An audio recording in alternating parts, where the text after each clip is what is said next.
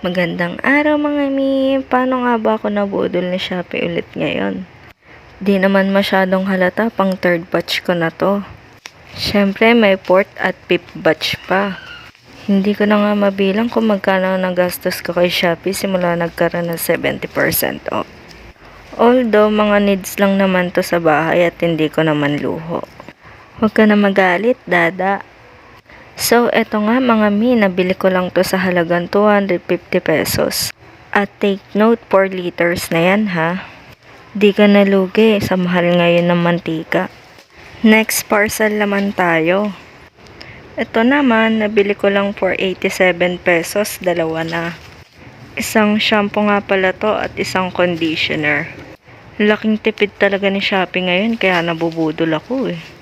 Tignan nyo to, yung gantong kalaki, 600 ml na to, isa.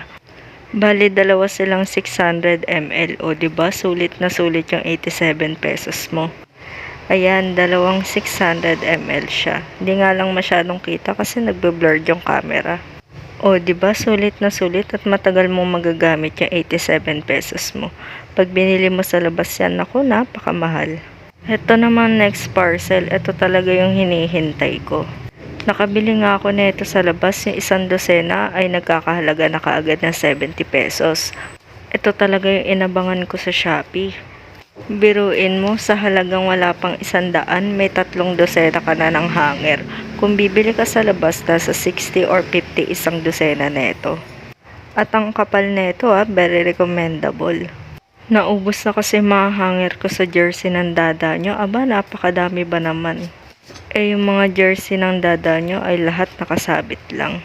So, ito naman yung gustong gusto kong organizer. Sobrang space saver siya at napaka-aesthetic. Alam niya naman ngayon.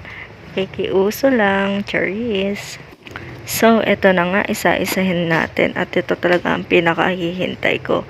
At ang kulay nga pala nito ay gray. Hindi lang halata.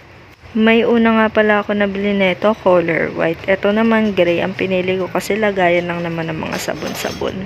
So, ito nga, medyo na-disappoint lang ako kasi yung dumating sa akin item ay may basag. Yung seller naman nito ay may refund naman. Nakita ko naman na dapat bago i-open ay may video para may refund if ever na may sira. So, ayun, sakto naman na iba-vlog ko talaga siya dahil nga gustong gusto ko to. So, mabait naman si seller na refund naman niya yung pera ko. Sa mga hindi pa naka-like follow sa aking page, baka naman po. Salamat sa walang sawang suporta nyo. At ito na nga ang ating batch 3 na budol serye kay Shopee. Salamat sa pagtapos ng video. See you next vlog!